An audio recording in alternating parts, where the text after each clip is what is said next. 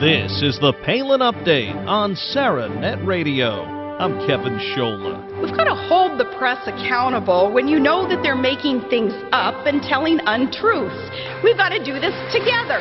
We all know Sarah Palin has been flat-out attacked since hitting the national scene. The media, Hollywood, the left, Democrats, many Republicans, the list goes on and on. People threatened by the governor have relentlessly tried to destroy her. But she's only gained strength. Sarah Palin, the epitome of toughness and American spirit. Today, we'll speak with someone that knows a little something about just how nasty people can get when they have an agenda. A woman that reluctantly was thrown into the political spotlight in the 90s. Gennifer Flowers is here. After Bill Clinton denied having a relationship with Flowers, she held a press conference in which she played tape recordings she had secretly recorded of phone calls with Clinton. Finally, in his presidential deposition in January 1998, Clinton admitted that he had an encounter with Flowers. All along, the media seemed to back the liberal Clinton and smear Miss Flowers. Today, we'll talk to her and see what she thinks about the constant assault on Sarah Palin. The Gennifer Flowers joining us today on the Palin Update on SarahNet Radio. Miss Flowers, thank you so much for your time. Oh, it's a pleasure to be with you, Kevin. It's great. Now, you have a unique perspective, I believe, on the treatment Governor Palin has had to endure from the media and the left. Obviously, your situation with Bill Clinton and Governor Palin's rise through the political ranks are vastly different situations. But as far as being put through the ringer by people who have prejudged and mischaracterized you, you really do have something in common with Sarah Palin, don't you? Well, I consider that an honor, and I think it's the cleavage. Well, listen, you know what? It definitely is something to be said about how women who, you know, are in a certain way about them as far as where they stand get treated. We could say that. Well, I just saw her in a magazine, and there was some speculation that she had breast augmentation at some point. And so, anyway, which I think is great. And I think she's a beautiful woman. I think she's very intelligent, and I personally like Sarah Palin very much. I think she really has the overall package, which I think is pretty difficult for the American public in general to take. You know, you mentioned what you read in that magazine.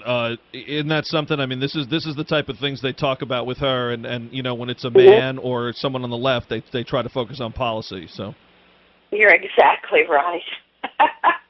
You hit the nail on the head, Kevin. That's the way that goes. And it's very difficult for an attractive woman in that arena. And I think she's a sexy gal. And so, you know, she has her crosses to bear. And I think they're pretty tough on her most of the time. Now, when John McCain selected Governor Palin as his running mate in 2008, you had some kind words about her then. And I know you don't agree with her on, say, every issue. There's some big issues you don't agree with her on. But what is it you like about the governor that, you know, makes you say that this is somebody that you could support and that you think she's the type of leader that this country could use? Well, I like that she has a perspective, an overall perspective, let me say it that way, in that not only did she have experience in politics, I think she's informed, I think she's smart, but here again, what I really like, besides all that, which is very important, is that she's a real woman. She's very feminine. She's a pretty woman. She dresses well. You know, all of the things that I love to see in a woman.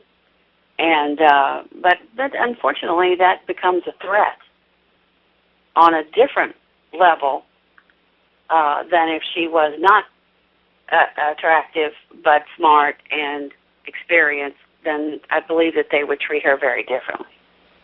Other than looks, let me ask you this. If Sarah Palin were a Democrat or if Bill Clinton were a Republican, would either of you have received the treatment you had to endure? That's very funny. Would either of them...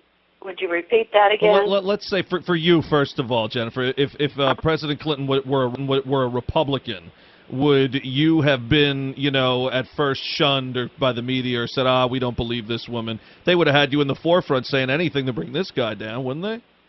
Yeah, sure. And same thing with Sarah now. If she were a Democrat, would she receive this treatment from the media? I think she would. Although I do find that the media favors the Democratic Party overall. But I think she would still have problems.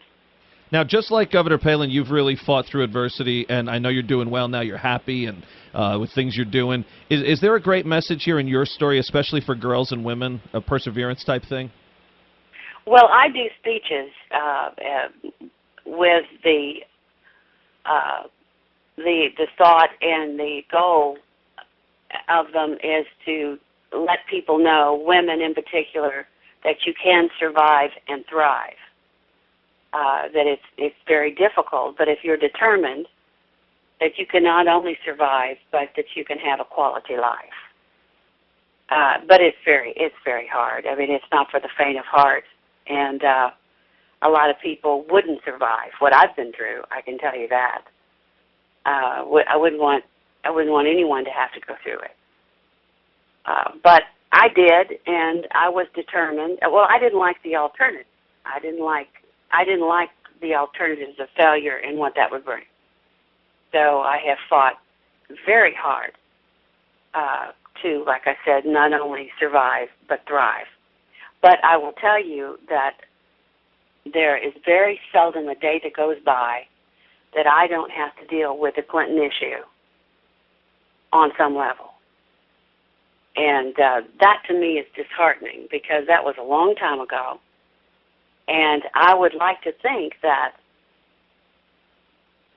there would be more people that would have actually gotten to know me either personally, like when I had my club in New Orleans for 5 years, and it was a tourist destination, and I had tourists from all over the world in my club that I entertained and met personally,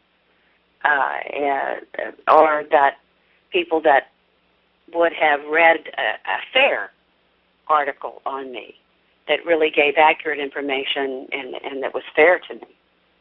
But still, I'm an easy target for people. And I still don't get jobs because of it. When I go to make a speech or go to make a personal appearance, I really have to prove myself because they come in the door with a preconceived notion as put out by the propaganda team that was trying to destroy me. They still have those preconceived notions.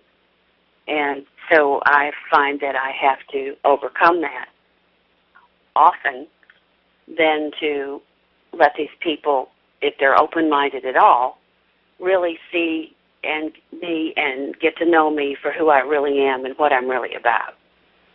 This is one of the reasons we wanted you on, Gennifer. I mean, this is the type of thing Sarah Palin goes through. It's a totally different type of story, but in the same realm as far as, hey, you have to prove above and beyond because of these preconceived notions that are largely false almost all the time. Let me. And I'm telling you, it's all about the cleavage. See, we were done after question one here. It sounds very flippant, and it kind of sounds ridiculous, but really, our society, the sexual effect has a great deal to do with how people feel and react, want, vote, even with the male candidates that are more attractive and have some sexuality about them. Sure. And like I said, I mean, if Sarah wasn't as attractive as she is, and even though she's a Republican, I don't believe that she would have had as hard a time as she's had. And I hate that. I hate to have to say that. Sure, but you saw Listen, early on in this race, too, before we knew if Sarah was going to get involved or not, people would say, oh, now that Michelle Bachmann is in the race, is there a place for Sarah Palin? Why do you pick out the other attractive woman to compare to her? You know, no one's saying, like, oh, I don't know if Palin could run because Romney also has dark hair. You know, you don't hear that. no. Well, it's like I said, it's the psychology of it. It is just there, period, where whether people want to admit it or not, it is there, and it is a factor. And that, well, listen, I was a news reporter before women were welcome in the newsroom. And I had a very tough time because I was an attractive woman. I worked very hard. I have some intelligence. I did my job well, but I had to work 10 times harder. I had to do whatever story I did. It had to be 10 times better than any of the men in the newsroom. So it was really, really bad back then. And I did an interview not long ago. It's been a few years now, with one of the, you know how the Fox News Network has all the pretty blondes that show the cleavage, and if they're sitting in a chair, they should, you know, the skirts are short, and they're wearing big earrings, and you know, I had to wear a collar up, you know, up my neck, buttoned up to my neck. I had to wear my hair pulled back and be as unsexual as possible. Now these ladies are really putting it out there. And I was doing an interview with one that was sort of copying an attitude with me, and I said, let me tell you something. I paid dues for you. I'm one of the reasons that you can sit there in that chair with your big blonde hair, with your cleavage showing and your legs showing, and you can still be taken seriously. I'm one of those people that paid dues for you, so do not cop that attitude toward me. But like I said, it's gotten better, but it still exists. Okay, we're going to take a quick break, and we'll be back much more with Gennifer Flowers.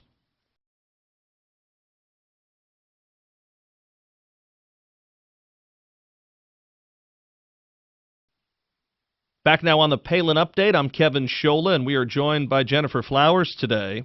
You know, all these years later, you see President Clinton the other night. He was being serenaded by Lady Gaga, and right next to him is Hillary laughing all the way. It was a birthday bash, 65th birthday. It was all kind of weird. When you see this stuff, do you chuckle at this when you see this, or could you just care less at this point? No, if I did not see that, but if I had seen it, what would have been going through my mind is that Bill was thoroughly enjoying it, and Hillary would be laughing as long as she knew she could keep an eye on him, because the next thing he would do would be to try to get backstage with Lady Gaga and get to know her better. It was just a weird That's clip. what would make me chuckle, because I know the true story about what's going on. Check out the clip when you get a chance. It's weird. Tell us about Hallelujah Girls. I will. That's what you're working on will. now, right? Hallelujah Girls? Yes, I'm in a theater production called Hallelujah Girls, and it's a lot about what we're talking about. It's about women that find themselves a little bit older in life, and one in particular has really not been able to achieve her goal yet, but decides she's going to go for it, and she wants to own a spa, and she gets her girlfriends to support her in this endeavor, which is her dream and her goal. She spends her last dime on it to put it together, and I actually play the bad guy, because I'm a society babe in town that wants this property that she has bought, which is an old church, because I want that, because I want to put a namesake museum there. And so I'm doing all that I can to get that building back from her, trying to have it condemned because it's in bad shape, when ultimately they find out that it is a historical monument. It can't be torn down, and so I lose, and they go on to, not only does this character go on to be successful in her business and brings her girlfriends into it, but she also then comes in contact with a long-lost love from high school that shows up to do some contracting work for her, and they end up getting back together. So It's a real feel-good show, and it is a comedy. So there's a lot of comedy in it, and I love this type of show. Not necessarily to play the bad guy, which is kind of fun, I must tell you, but I love the message that it puts out there, and it's fun. It's been very successful. Thankfully, we've been very blessed. We've had sold out audiences each night. I did the show tonight, and we just had one of those crowds that was great. The audience laughed in all the right places, and they were responsive, and it was great. So, like I said, I feel very blessed to be a part of this production and that it is successful. And we could tell you're enjoying it just by the tone of your voice there, Gennifer. And people can find out more about the show and you on your website? Absolutely. And it is at Jefferson Performing Arts Theater in New Orleans. And they also have a website. Now, we're doing one more weekend, a Friday, Saturday, 7:30 show, and then a Sunday matinee. Will be it for us this run. Okay, great. And your website, JenniferFlowers.com. Yes, it is. And that, of course, folks, Gennifer with a G. And one more thing before I let you run here. As you know, Governor Palin's been kicked around, falsely represented by Hollywood, the left, the media that tries to call itself mainstream. You're someone who's had the battle. What advice would you give the governor as she still faces these attacks, even though she's not even running for president now, and the attacks almost seem even worse? So anything you'd say to her? Well, first of all, I get the feeling that Sarah, not only is she dealing with that, but she's dealing with this wild card son-in-law, ex-son-in-law guy out here running around telling secrets and tales and so on. But I get the feeling that she's gotten very savvy to what she's going through and how to deal with it. And I think Sarah Palin is going to do well, whether she ultimately ever decides to throw her hat back into the political arena. Whatever she does, I think she's going to do well. I think she's going to throw her shoulders back and have pride in herself and what she's accomplished, and she's going to do great. And I'm very proud of her. Well, Gennifer Flowers, you're a lovely woman. It's so nice to talk with you, and all the best, and I hope you'll be in touch. Oh, absolutely, and thank you so much. All right, Gennifer Flowers on the Palin Update. Again, go to JenniferFlowers.com. That's Gennifer with a G, and if you're in the New Orleans area this coming weekend, Hallelujah Girls is playing for 3 more shows. Be sure to check it out. Well, this past weekend, Grizzly Fest took place, an online summit of Palin backers, and I got a chance to be a part of it. I want to thank all those who organized the unique event. Quite a success, and I know people really enjoyed it. Steve Bannon, Jedediah Bila, and Jackie Siciliano were among the panelists. Governor Palin's brother, Chuck Heath, even called in. Great to see the Grizzly message is alive and well. For more on the event, head over to grizzlyfest.com. You can even hear the entire program. It's broken up into 3 segments, really worth the visit. Congratulations to all that participated. Well, that'll just about do it for this edition of the Palin Update on SaraNet Radio. Be sure to visit saranet.net for continuing coverage of Governor Palin, our radio show, plus plenty of articles from yours truly and our SaraNet contributors. Also, follow us on Twitter at SaraNet Radio. We're on Facebook now, too. Look for SaraNet Radio and give us a like. I want to thank everyone here at SaraNet Radio. Thanks to Gennifer Flowers. And thank you for listening today. Please be sure to join us next time for another edition of the Palin Update. I'm Kevin Scholla. Have a pleasant day.